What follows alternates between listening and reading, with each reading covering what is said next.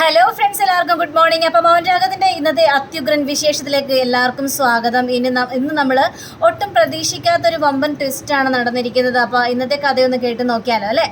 അങ്ങനെ നമ്മുടെ മനോഹറും അതേപോലെ തന്നെ വിക്രമും കൂടി ഭയങ്കര തർക്കം അവിടെ നടക്കുകയാണ്. അപ്പോൾ വിക്രം പറയുന്നുണ്ട്, ഞാൻ ഏതായാലും പരോളിന് പുറത്തേക്ക് ഇറങ്ങട്ടെ, എല്ലാത്തിനും ഞാൻ അവസാനിപ്പിക്കും എന്ന് പറഞ്ഞു കഴിഞ്ഞപ്പോഴേക്കും, നീ ആരെയും അവസാനിപ്പിക്കാനായിട്ട് പോകുന്നടാ, നീ ആരെയും അവസാനിപ്പിക്കില്ലടാ, അതിന് മുമ്പ് തന്നെ ഇവിടെ വെച്ച് തന്നെ നീ എൻ്റെ കൈ കൊണ്ട് തിരുമെന്ന് എനിക്ക് തോന്നുന്നത് എന്നിങ്ങനെ പറയുമ്പോൾ വിക്രമോടെ പറയണം, ആ അടി നിനക്കിട്ടും തരാനായിട്ട് എനിക്കറിയാടെന്ന് പറഞ്ഞുകൊണ്ട് രണ്ടുപേരും അടി കൂടാനായിട്ട് പോയി കഴിഞ്ഞപ്പോഴേക്കും ദേ പോലീസുകാരൻ വരികയാണ്.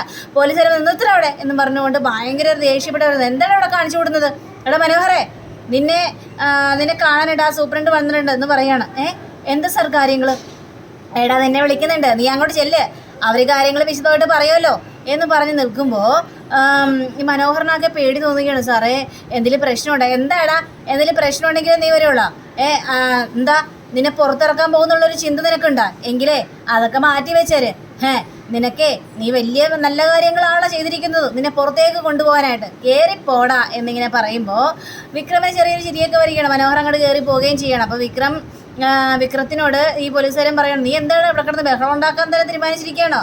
അടിച്ചു നിന്നെ ശരിയാക്കും, മേലാൽ ഇവിടെ നിനക്ക് ജയിലിൽ നിന്ന് പുറത്തിറങ്ങാൻ പോലും പറ്റാത്തൊരവസ്ഥയിലാക്കും ഞാൻ എന്ന് ഈ പോലീസുകാരൻ വിക്രമിനോട് പറഞ്ഞിട്ട് അവിടെ നിന്ന് പോവാണ്. അങ്ങനെ നമ്മുടെ CI സാറാണ് മനോഹറിനെ കാണാനായിട്ട് വന്നിരിക്കുന്നത്. അപ്പോൾ മനോഹർ ചോദിക്കണം, എന്തായി സാറ്, എന്താ കാര്യങ്ങളെന്ന് ചോദിച്ചപ്പോഴേക്കും, അതെ ഈ CI സാറ് വന്നിരിക്കുന്നത് നിന്നെ കസ്റ്റഡിയിൽ വിട്ടുതരണം എന്ന് പറയാൻ വേണ്ടിയാണ്. സർ കസ്റ്റഡിയിൽ വിട്ടുതരാനോ? എന്താ സാർ, എന്താ കാര്യം? എന്താ കാര്യം എന്ന് പറഞ്ഞാൽ മാത്രമേ നീ കൂടെ പോകുള്ളൂ. എടാ കാര്യങ്ങളെല്ലാം വിശദമായിട്ട് അവിടെ വെച്ച് നിന്നോട് പറയും. ഇത് കേട്ട് നമ്മുടെ CI സാറാണെങ്കിലും, മനോഹറെ എനിക്ക് നിന്നോട് ചില കാര്യങ്ങളെല്ലാം ചോദിച്ചറിയാനുണ്ട്, അത് കഴിയുമ്പോഴേക്കും നിന്നെ ഇങ്ങോട്ട് വിട്ടുകൊടുത്തേക്കാം. അതിന് കുഴപ്പമൊന്നുമില്ലല്ലോ നിനക്ക്? ഇല്ല സാറേ, എന്ത് വേണമെങ്കിലും ചോദിക്കാം സാർ, എനിക്കറിയാവുന്ന കാര്യങ്ങളാണെങ്കിലും ഞാൻ പറയാം എന്നിങ്ങനെ മനോഹർ പറയുകയാണ്. അങ്ങനെ പിന്നീട് കാണിക്കുന്നത് നമ്മുടെ കിരണിനെയാണ്. അപ്പോൾ കിരണ് വലിയ ധൃതിയിൽ എവിടേക്ക് പോകാനായിട്ട് ഇങ്ങനെ ശ്രമിച്ചുകൊണ്ടിരിക്കുക. ആ സമയത്താണ് പെട്ടെന്ന് കാർത്തികയുടെ കോള് വരുന്നത്. കാർത്തിക പറയാണ്, കിരണ് നീ എവിടെയാണ്? ഞാൻ വീട്ടിലാണ്, ഞാനിപ്പോൾ പുറത്തേക്ക് പോകാനായിട്ട് ഇറങ്ങാൻ തുടങ്ങുകയാണ്. എങ്കിലേ പെട്ടെന്ന് ആ TV വെക്ക്, ഈ ന്യൂസ് എല്ലായിടത്തും പരകി നടക്കുകയാണ്, നീ ഈ ന്യൂസൊന്നും കണ്ടില്ലേ കിരണേ എന്ന് ചോദിക്കണേ. എന്താ കാർത്തികേ? നീ ആദ്യം TV വെക്ക്, അപ്പോൾ അറിയാവുന്ന കാര്യങ്ങളൊക്കെ എന്താണെന്ന് നീ വെക്കാൻ നോക്ക് എന്നിങ്ങനെ പറയുകയാണ്. അങ്ങനെ കിരണാണെങ്കിൽ ആ TV വെക്കുക. അപ്പോൾ TV വെക്കുന്നത് കണ്ടു കഴിഞ്ഞപ്പോഴേക്കും കാദംബരിയും ബാക്കി ഇങ്ങനെ വരികയാണ്. അപ്പോൾ കാദംബരിയൊക്കെ ഇങ്ങനെ നോക്കിക്കൊണ്ട് നിൽക്കുന്നുണ്ട്, എന്തോ സംഭവം എന്നറിയാൻ വേണ്ടി. കാർത്തിക പറഞ്ഞു അവനോട് TV വെക്കാനായിട്ട്, എന്തോ സംഭവം അരങ്ങേറുന്നുണ്ടെന്നാണ് കാർത്തിക എന്നോട് പറഞ്ഞത്. അങ്ങനെ അതിൽ ആ ന്യൂസ് വന്നത് ഇപ്പോൾ കിട്ടിയ വാർത്തയാണ് നിങ്ങളുടെ മുന്നിലേക്ക് വന്നിരിക്കുന്നത്. കാരണം ഗംഗാപ്രസാദിൻ്റെ കൊലയാളി ആരെന്നുള്ളൊരു നിഗമനം എല്ലാവരുടെ മനസ്സിലുണ്ടായിരുന്നു, ആരെന്നുള്ളൊരു സംശയം എല്ലാവരുടെ മനസ്സിലുണ്ടായിരുന്നു. അതിപ്പോൾ തെളിഞ്ഞിരിക്കുകയാണ്. അത് മറ്റാരുമല്ല, വർഷങ്ങളായി നമ്മളെല്ലാവരെയും പറ്റിച്ചു നടക്കുന്ന മനോഹർ തന്നെയാണ് ഗംഗാപ്രസാദിൻ്റെ കൊലപാതകത്തിന് പിന്നിൽ എന്നവിടെ വാർത്ത കേൾക്കുക. ഇത് കേട്ട് കഴിഞ്ഞപ്പോഴേക്കും കിരണാകെ ഞെട്ടിപ്പോണ, എൻ്റെ ദൈവമേ ഇതെന്താണ്, ഒരിക്കലും പ്രതീക്ഷിക്കാത്തൊരു വാർത്തയാണല്ലോ കേട്ടിരിക്കുന്നത് എന്നാണ് ഇവിടെ ചിന്തിച്ചു കൂട്ടുന്നത്. അപ്പോൾ ഈ ന്യൂസ് ഇങ്ങനെ നടന്നുകൊണ്ടിരിക്കുകയാണ്. അതായത് വിദഗ്ധമായൊരു കൊലപാതകമാണ് അവിടെ നടന്നിരിക്കുന്നതെന്നൊക്കെ പറയുകയാണ്. അപ്പോൾ കിരൺ അവിടെ TV അങ്ങോട്ട് ഓഫാക്കുക. അപ്പോൾ TV ഓഫാക്കി കഴിഞ്ഞപ്പോഴേക്കും കാദംബരിയൊക്കെ ചോദിക്കണം, കിരൺ സാറേ ഇതെന്താ വിശ്വസിക്കാൻ പോലും പറ്റുന്നില്ലല്ലോ, ഇതെങ്ങനെ നടന്നു? അത് തന്നെയാണ് എനിക്കും അറിയാൻ പാടുള്ളത്. എൻ്റെ ദൈവമേ, എങ്ങനെ മനോഹർ ഗംഗാപ്രസാദിനെ കൊന്നു എന്ന് മാത്രം മനസ്സിലാവുന്നില്ല. എന്തായാലും എനിക്ക് അവനെ തീർച്ചയായിട്ടും പോയി കാണണം, എനിക്ക് അവനെ കണ്ടേ മതിയാവുള്ളൂ, കാരണം അത്ര നല്ലൊരു കാര്യമാണ് അവൻ നമുക്ക് വേണ്ടി ചെയ്തിരിക്കുന്നത് എന്നും പറഞ്ഞുകൊണ്ട് നമ്മുടെ കിരൺ അവിടെ നിന്ന് ഇറങ്ങാം. കിരൺ അവിടെ നിന്ന് ഇറങ്ങി നേരെ കാർത്തികയുടെ വീട്ടിലേക്ക് ചെല്ലുകയാണ്. അവിടെ ലക്ഷ്മി ഉണ്ടായിരുന്നു. അപ്പോൾ ലക്ഷ്മി അവിടെ കിരണിനോട് കാര്യങ്ങളെല്ലാം സംസാരിക്കണം. മോനെ, ഏതായാലും മനോഹർ ചെയ്തിരിക്കുന്നത് ഏറ്റവും നല്ലൊരു കാര്യം തന്നെയാണ് മനോഹർ അവിടെ ചെയ്തിരിക്കുന്നത്. കാരണം അവനെ എത്ര പ്രശംസിച്ചാലും മതിയാവില്ല, നല്ലൊരു കാര്യം. അതെ അമ്മേ, ഏതായാലും ചെയ്തിരിക്കുന്നത് നല്ലൊരു കാര്യം തന്നെയാണ്. അപ്പോൾ നമുക്ക് അവനെ ഒരിക്കലും മറക്കാൻ പറ്റാത്തൊരു കാര്യമാണ് അവനിവിടെ ചെയ്തിരിക്കുന്നത്. അവനെ ഞാൻ കണ്ടിരുന്നില്ല, എന്ത് പാരിതോഷികം വേണമെങ്കിലും ഞാൻ കൊടുക്കുമെന്നും നമ്മുടെ ലക്ഷ്മി പറയുകയാണ്. ഇതെല്ലാം കേട്ട് കഴിഞ്ഞപ്പോഴേക്കും കിരണാണെങ്കിൽ, ഞങ്ങളേതായാലും ഈ മനോഹറിനായിട്ട് യാതൊരു ബന്ധവും വേണ്ട എന്നും പറഞ്ഞുകൊണ്ട് നടക്കുകയായിരുന്നു. കാരണം ഈ സരയുവിന് ഇഷ്ടമല്ലല്ലോ മനോഹറിനെ കാണുന്നതും മനോഹറിനോട് സംസാരിക്കുന്നതും ഒന്നും സരയുവിന് ഇഷ്ടമല്ലല്ലോ. അതുകൊണ്ട് തന്നെ അവനായിട്ടുള്ള എല്ലാ കോണ്ടാക്റ്റുകളും അവസാനിപ്പിച്ചിരിക്കുകയായിരുന്നു ഞങ്ങളിവിടെ. പക്ഷേ ഈ ഒരു സംഭവം അറിഞ്ഞതിൽ പിന്നെ അവനോട് എനിക്ക് വല്ലാത്തൊരു ബഹുമാനമാണ് തോന്നുന്നത്. എന്തൊക്കെ വന്നാലും എനിക്ക് അവനെ പോയി കാണണം.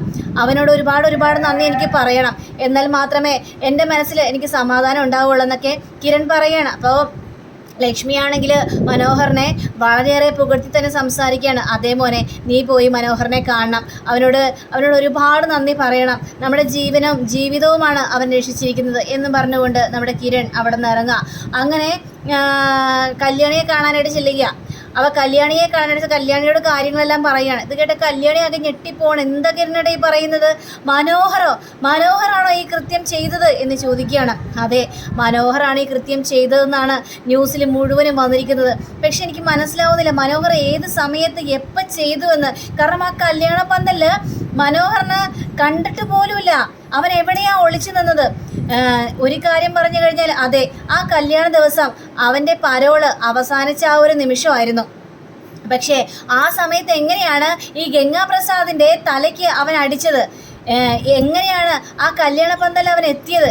ഇതൊക്കെ അറിയാനായിട്ട് അവനെ കണ്ടാലേ മനസ്സിലാവുള്ളൂ അവൻ എന്തിനു വേണ്ടി ഇത് ചെയ്തു. പക്ഷെ നമ്മളെയൊക്കെ രക്ഷിക്കാൻ വേണ്ടി തന്നെയായിരിക്കും അവനതെല്ലാം ചെയ്തത്. അവനറിയായിരുന്നു ആ ഗംഗാപ്രസാദ് എന്ന് പറഞ്ഞ വ്യക്തി ജീവിച്ചിരുന്നു കഴിഞ്ഞാൽ നമുക്കെല്ലാം ജീവന് ഭീഷണിയാണെന്ന് മനോഹറിന് അറിയായിരുന്നു. അതുകൊണ്ട് തന്നെയായിരിക്കും മനോഹർ അങ്ങനെ എല്ലാം ചെയ്തത്.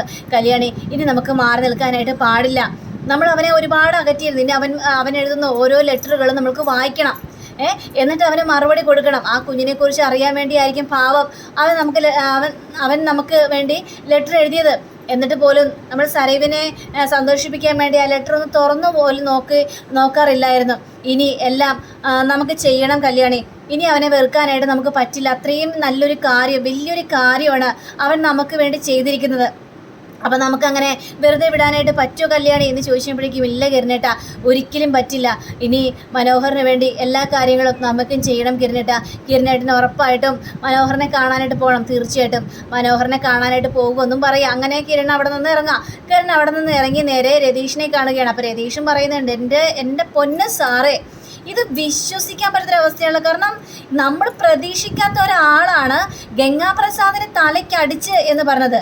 ഇവിടെ നമുക്കൊരു സംശയം ഉണ്ടായിരുന്നു, അതായത് അച്ഛനോ ബാക്കിയുള്ള വേറെ ആരെങ്കിലും ആയിരിക്കും ഈ ഗംഗാപ്രസാദിനെ തലയ്ക്കടിച്ചതെന്നാണ് നമ്മൾ വിശ്വസിച്ചിരുന്നത്. പക്ഷേ ഇവിടെ നമ്മളെല്ലാവരെയും ഞെട്ടിച്ചുകൊണ്ട് മനോഹറാണ് ഗംഗാപ്രസാദിനെ തലയ്ക്കടിച്ചതെന്നുള്ളൊരു വാർത്തയാണ് വന്നിരിക്കുന്നത്. ഞാൻ ഈ വാർത്ത അറിഞ്ഞത് ഓരോ ആൾക്കാരെന്നെ പിടിച്ചു നിർത്തി ചോദിക്കായിരുന്നു ഇങ്ങനെ സംഭവങ്ങൾ. അപ്പോഴാണ് ഞാൻ സത്യങ്ങളെല്ലാം അറിയുന്നത്. ഇത് വല്ലാത്തൊരു ഷോക്കായിപ്പോയിട്ടോ. എടോ രതീഷേ, എന്നാലും എനിക്കും ഇത് വല്ലാത്തൊരു ഷോക്കായി മാറിയിരിക്കുകയാണ്. കാരണം മനോഹർ അത്രയും നല്ലൊരു കാര്യമല്ലേ നമുക്ക് വേണ്ടി ചെയ്തിരിക്കുന്നത്. പക്ഷേ അവൻ എങ്ങനെ ഇത് ചെയ്തു? അവൻ എപ്പോൾ കല്യാണ പന്തലിലേക്ക് കടന്നു? ഇതാണ് മനസ്സിലാവാത്തത്. പക്ഷേ സാറേ, ഈ ഗംഗാപ്രസാദും മനോഹറും തമ്മിൽ ശത്രുതയായിരുന്നു എന്നാണ് എനിക്ക് തോന്നുന്നത്. ഇതിപ്പോൾ നമുക്കെല്ലാവർക്കും ഭീഷണിയാണെന്ന് അറിഞ്ഞു കഴിഞ്ഞപ്പോഴേക്കുമാണ് ഇങ്ങനൊരു കൃത്യം ചെയ്യാനായിട്ടുള്ള കാരണം ഇനി കുഞ്ഞിനും എന്തെങ്കിലും സംഭവിക്കോ, കിരൺ സാറിനോ അല്ലെങ്കിൽ കല്യാണിക്കോ എന്തെങ്കിലും സംഭവിക്കോ എന്നുള്ളൊരു പേടി മനോഹറിൻ്റെ മനസ്സിലുണ്ടായിരുന്നു. അവരത് ഇടയ്ക്കിടയ്ക്ക് പറയുന്നുണ്ട്, ഗംഗാപ്രസാദിനെ സൂക്ഷിക്കണം എന്നൊക്കെ പറയുന്നുണ്ടായിരുന്നു. അല്ലേ കിരൺ സാറേ എന്ന് പറഞ്ഞപ്പോഴേക്കും അതെ, അവരത് പറയുന്നുണ്ടായിരുന്നു.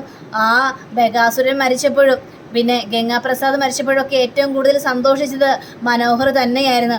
ഇനി ഏതായാലും അവനായിട്ടുള്ള എല്ലാ കോണ്ടാക്റ്റുകളും ഞങ്ങൾ അവസാനിപ്പിച്ചതാണ്. ഇനി എനിക്ക് അവിടെ പോയി ജയിലിൽ പോയി കാണണം, അവനോട് കാര്യങ്ങളെല്ലാം സംസാരിക്കണം എന്നൊക്കെ പറയാണ്. ശരി സാറേ, ചെയ്തതൊക്കെ നല്ല കാര്യം തന്നെയാണല്ലോ. ഈ കേസിൽ നിന്ന് എങ്ങനെയെങ്കിലും നമ്മൾ ഊരിപ്പെട്ടല്ലോ. അതല്ലല്ലോ ഇവിടെ ശരിയായ മുഖ്യമുള്ള കാര്യം. നമുക്ക് വേണ്ടി അവനാണ് ഇപ്പോൾ ജയിലിൽ കിടക്കുന്നത് എന്നിങ്ങനെ പറയാം. അങ്ങനെ നമ്മുടെ കിരൺ ആണെങ്കിൽ നേരെ CA സാറിൻ്റെ മുന്നിലേക്ക് ചെല്ലുകയാണ്. CA സാറാണെങ്കിൽ ഭയങ്കര സന്തോഷത്തിലാണ്. കാരണം ശരിക്കുള്ള പ്രതിയെ CA സാർ ഇപ്പോൾ കണ്ടുപിടിച്ചിരിക്കുകയാണല്ലോ. അപ്പോൾ കിരണിനെ കണ്ടു കഴിഞ്ഞപ്പോഴേക്കും കിരണെ തന്നെ പ്രതീക്ഷിച്ചിരിക്കുകയായിരുന്നു, വരുമെന്ന് എനിക്കറിയായിരുന്നു, അതുകൊണ്ട് തന്നെ പ്രതീക്ഷിച്ചിരിക്കുകയായിരുന്നു എന്നൊക്കെ പറയാണ്. സാറേ, ഇതെങ്ങനെ സംഭവിച്ചു സാറേ? മനോഹർ തന്നെയാണ് ഗംഗാപ്രസാദിനെ തലക്കെട്ടടിച്ചതെന്നുള്ള കാര്യം ഉറപ്പാണോ സാറേ എന്ന് ചോദിക്കുകയാണ്. അത് തീർച്ചയായിട്ടും ഉറപ്പ് തന്നെയാണ്. എടോ, സത്യം പറഞ്ഞതാ, മനോഹർ തന്നെയാണ് ഗംഗാപ്രസാദിനെ തലയ്ക്ക് അടിച്ചത്. എനിക്കൊരു സംശയം ഉണ്ടായിരുന്നു. അതിനെ തുടർന്നാണ് ഈ മനോഹറിൻ്റെ ഫിംഗർ പ്രിൻ്റ് ഒന്ന് ടെസ്റ്റ് ചെയ്യാമെന്ന് ഞാൻ വിചാരിച്ചത്. ആ കമ്പി വഴിയിൽ കണ്ട ഫിംഗർ പ്രിൻറ്റും അതേപോലെ തന്നെ മനോഹറിൻ്റെ ഫിംഗർ പ്രിൻറ്റും ഒന്ന് തന്നെയാണ്. അത് ഞങ്ങൾ പരിശോധന ശേഷമാണ് മനോഹറിനെ അവിടെ നിന്ന് വിളിച്ചുകൊണ്ടുവന്ന് ഞങ്ങൾ ഒരേ കാര്യങ്ങൾ ചോദിച്ചത്. അപ്പോൾ അവൻ പുള്ളി വിടാതെ കാര്യങ്ങളെല്ലാം ഞങ്ങളോട് വിശദമായിട്ട് തന്നെ പറഞ്ഞിട്ടുണ്ട്. സാറേ, എനിക്കത് ഇപ്പോഴും വിശ്വസിക്കാൻ പറ്റുന്നൊരവസ്ഥ നിൽക്കുകയാണ്. കാരണം മനോഹരൻ ഞങ്ങൾ സ്വപ്നത്തിൽ പോലും വിചാരിച്ചില്ല അവനിങ്ങനെ ഒരു കാര്യം ചെയ്യുമെന്ന്. പക്ഷേ എങ്ങനെയാണ് സാറേ അവൻ ആ പന്തലിലേക്ക് കിടന്നത്? ഞങ്ങൾ ആ സമയത്ത് മനോഹരനെ കണ്ടിട്ട് പോലും ഇല്ല സാറേ എന്നിങ്ങനെ പറയാം. അതെ, അത് തന്നെയാണല്ലോ ഇവിടുത്തെ ട്വിസ്റ്റ്. താൻ എന്ത് സംശയം ഉണ്ടെങ്കിലും ഇനി മനോഹരനോട് ചോദിച്ചാൽ മതി. മനോഹർ അവിടെ ലോക്കപ്പിൽ കിടക്കുന്നുണ്ട്. മനോഹർ വിശദമായിട്ട് തന്നെ കാര്യങ്ങൾ പറയും. എടോ, ഏതായാലും ഞാൻ ആഗ്രഹിച്ചതുപോലെ തന്നെ ഈ ഗംഗാപ്രസാദിന്റെ കൊലയാളി ആരാണെന്ന് കണ്ടെത്തി. സ്റ്റെഫി പറഞ്ഞതുപോലെ തന്നെ ഗംഗാപ്രസാദിന്റെ കൊലയാളിയെ കണ്ടെത്തി കഴിഞ്ഞപ്പോഴേക്കും എനിക്ക് ആ ഒരു ചാപ്റ്റർ തീർന്നു. ഇനി ഈ കേസിന്റെ പിന്നാലെ പോകുന്ന പരിപാടി ഇല്ല ഞാൻ. എന്നാലും ഒന്ന് തന്നോട് ഞാൻ ചോദിക്കുകയാണ്, ഈ ഗംഗാപ്രസാദിന്റെ ജഡം എവിടെയാടോ? താൻ എവിടെയാണ് ഗംഗാപ്രസാദിന്റെ ജഡം മറച്ചു വെച്ചിരിക്കുന്നത് എന്ന് ചോദിച്ചപ്പോഴേക്കും അയ്യോ സാറേ എനിക്കറിയില്ല, അതിനെക്കുറിച്ച് എനിക്ക് യാതൊരു വിവരവും ഇല്ല എന്നും കിരൺ അവിടെ തുറന്നടിച്ച് പറയാണ്. ഇല്ല, എനിക്കതിനെക്കുറിച്ച് അറിയേണ്ട ആവശ്യമൊന്നുമില്ല. ഞാൻ പറഞ്ഞല്ലോ, ഞാൻ ഈ കേസ് അവസാനിപ്പിച്ചു. യഥാർത്ഥ പ്രതി ആരാണെന്ന് ഇപ്പം ഞാൻ കണ്ടെത്തിയല്ലോ. എനിക്ക് പിന്നെ ഗംഗാപ്രസാദിൻ്റെ കേസ് അന്വേഷിക്കണമെന്നൊന്നും വലിയ താല്പര്യമൊന്നും ഉണ്ടായിരുന്നില്ല. പിന്നെ എന്തിനാണ് സാറേ ഞങ്ങളെ കോടതിയിൽ കയറ്റിയത്? ഞങ്ങളുടെ പിന്നാലെ എന്തിനാണ് സാറേ നടന്നത് എന്നൊക്കെ ചോദിച്ചു കഴിഞ്ഞപ്പോഴേക്കും മേഡം അതിൻ്റെ രക്തം തിളയ്ക്കുന്നത് കൊണ്ടായിരുന്നു. കാരണം ഓരോ കാര്യങ്ങൾ കഴിയും തോറും എന്നെ പറ്റിച്ചുകൊണ്ടിരിക്കുകയാണെന്നുള്ളൊരു തോന്നലുണ്ടായിരുന്നു. പക്ഷേ അത് കൂടാതെ തന്നെ കോടതിയിൽ വെച്ച് ആ വക്കീൽ എന്നെ എടുത്തിട്ട് കൊടഞ്ഞില്ലായിരുന്നോ? ആ സമയത്ത് ശരിക്കും എൻ്റെ രക്തം തിളച്ചായിരുന്നു. ഇതിന് പിന്നിൽ ആരാണോ കളിച്ചത്, ഗംഗാപ്രസാദിൻ്റെ കൊലയാളി ആരാണെന്ന്, യഥാർത്ഥത്തിൽ ആരാണെന്ന് കണ്ടുപിടിക്കുന്നുള്ളൊരു വാശി എനിക്കുണ്ടായിരുന്നു. അതുകൊണ്ടാണ് ഞാൻ മുന്നിട്ടിറങ്ങിയത്. അല്ലാതെ അവ മരിച്ചാൽ ഇവിടെ ആർക്കാണോ നഷ്ടം സംഭവിക്കാനായിട്ട് പോകുന്നത്? താനേതായാലും ചെല്ല്, മനോഹർ അവിടെ ഉണ്ട്. മനോഹർ തന്നോട് വിശദമായിട്ടുള്ള കാര്യങ്ങളെല്ലാം അവതരിപ്പിക്കും എന്നിങ്ങനെ കിരണോട് CI സാർ പറയുകയാണ്. അങ്ങനെ കിരണാണെങ്കിൽ ഭയങ്കര ആകാംക്ഷയോട് കൂടി തന്നെ നമ്മുടെ മനോഹറിനെ കാണാനായിട്ട് ചെല്ലുകയാണ്. മനോഹർ ആണെങ്കിൽ എല്ലാം പിടിക്കപ്പെട്ടു എന്ന രീതിയിൽ തന്നെയാണ് ഇരിക്കുന്നത്. അങ്ങനെ കിരണിനെ കണ്ടു കഴിഞ്ഞപ്പോഴേക്കും മനോഹർ നേരെ അടുത്തേക്ക് ചെല്ലുകയാണ്. എടാ മനോഹറെ, എനിക്കിത് വിശ്വസിക്കാൻ പറ്റുന്നില്ലടാ. നീ ഞങ്ങൾക്ക് വേണ്ടിയല്ലേ ഈ കാര്യങ്ങളെല്ലാം ചെയ്തത്? നീ എങ്ങനെയാ മനോഹറിനെ തലക്കെട്ടടിച്ചത്? എടാ ആ സമയത്ത് നീ എങ്ങനെയാടാ കല്യാണപ്പന്തലേക്ക് കടന്നത്? എനിക്ക് മനസ്സിലാവുന്നില്ല. ഇത് കേട്ട് കഴിഞ്ഞപ്പോഴേക്കും CI സാർ എന്താ ഒന്നും പറഞ്ഞില്ല കിരൺ സാറേ എന്ന് ചോദിച്ചപ്പോഴേക്കും ഇല്ല, CI സാർ എന്നോട് ഞങ്ങളോടൊന്നും വിശദമായിട്ടൊന്നും പറഞ്ഞിട്ടൊന്നുമില്ല, എല്ലാം നിന്നോട് ചോദിച്ചറിയാനാ CI സാർ എന്നോടോടെ പറഞ്ഞത്. അത് പിന്നെ സാറേ, അവനെ എനിക്ക് നേരത്തെ അറിയാം. ഗംഗാപ്രസാദ് ജീവിച്ചിരുന്ന് കഴിഞ്ഞിട്ടുണ്ടെങ്കിൽ കാർത്തികയ്ക്കും കാർത്തികയുടെ അമ്മയ്ക്കും മാത്രമല്ല ഭീഷണി. അതായത് കിരൺ സാറിനും കല്യാണിക്കും ഭീഷണിയാണെന്ന് എനിക്ക് നന്നായിട്ട് തന്നെ അറിയാമായിരുന്നു. അവൻ എന്തെങ്കിലും പുറപ്പെട്ട് ഇറങ്ങിക്കഴിഞ്ഞിട്ടുണ്ടെങ്കിൽ അവനത് തീർത്തേ അടങ്ങുള്ളൂ. കാരണം ചെന്നൈയിൽ വെച്ച് തന്നെ ഗംഗാപ്രസാദിൻ്റെ രീതി എന്താണെന്നറിയാം. എൻ്റെ ബുദ്ധിയെയും അവൻ ഒരുപാട് പ്രശംസിക്കും. അതേപോലെ തന്നെ അവൻ്റെ ആ കഴിവിനെ കൊട്ടേഷൻ വെച്ച് അവനൊരു കാര്യം ഏറ്റെടുക്കണമെന്ന് പറഞ്ഞാൽ അത് സാധിച്ചെടുക്കുന്നുള്ളൊരു കാര്യവും അവനെ അതിനെ വെച്ച് ഞാൻ പ്രശംസിക്കാറൊക്കെ ഉണ്ട്. പക്ഷേ നാട്ടിലേക്ക് വന്നതിൽ പിന്നെ അവൻ വല്ലാതെ അങ്ങോട്ട് മാറിക്കഴിഞ്ഞു. ആ ജയിലിൽ കിടന്നപ്പോഴും ബഗാസുരനും അതേപോലെ തന്നെ വിക്രമൊക്കെ പറയായിരുന്നു, ഗംഗാപ്രസാദ് തിരിച്ചു വരട്ടെ, അതോടെ നിൻ്റെ അവസാനമായിരിക്കുമെന്ന്. അതെനിക്കറിയായിരുന്നു സാറേ. ഞാൻ ശരിക്കും പറഞ്ഞു കഴിഞ്ഞിട്ടുണ്ടെങ്കിൽ ഞങ്ങൾ തമ്മിൽ യാതൊരു വഴക്കൊന്നും ഉണ്ടായിട്ടില്ല. പക്ഷേ ഞാൻ സാറിൻ്റെ ഒപ്പം കൂടുന്നതും കാർത്തികയുടെയും ലക്ഷ്മി ആൻറ്റിയുടെ ഒപ്പം ഒക്കെ കൂടുന്നതൊക്കെ ഈ ഗംഗാപ്രസാദിന് തീരെ ഇഷ്ടമില്ലാത്തൊരു കാര്യം തന്നെ ആയിരുന്നു. അങ്ങനെ ഇരിക്കെ അവൻ തിരിച്ചു വന്നു കഴിഞ്ഞിട്ടുണ്ടെങ്കിൽ എൻ്റെ അന്ത്യം ഉറപ്പാകുമെന്ന് എനിക്കറിയായിരുന്നു സാറേ. പിന്നെ ഞാൻ പരോള് കഴിഞ്ഞ് ജയിലിലേക്ക് പോകുന്നതിന് മുമ്പ് തന്നെ എൻ്റെ കൊച്ചിനെ കാണണമെന്ന് എനിക്ക് വല്ലാത്തൊരു ആഗ്രഹം ഉണ്ടായിരുന്നു. അതിനു വേണ്ടി തന്നെയാണ് ഞാൻ ആ കല്യാണ പന്തലിലേക്ക് വന്നത്. ഇത് കേട്ട് കഴിഞ്ഞപ്പോഴേക്കും അതെങ്ങനെയാടാ? ആ സമയത്ത് സരയും കൊച്ചും കല്യാണത്തിന് വന്നില്ലായിരുന്നല്ലോ സാറേ. എനിക്ക് എന്നാലൊരു പ്രതീക്ഷയുണ്ടായിരുന്നു. അങ്ങനെ ഞാൻ ആ കല്യാണ പന്തലിലേക്ക് വന്നു.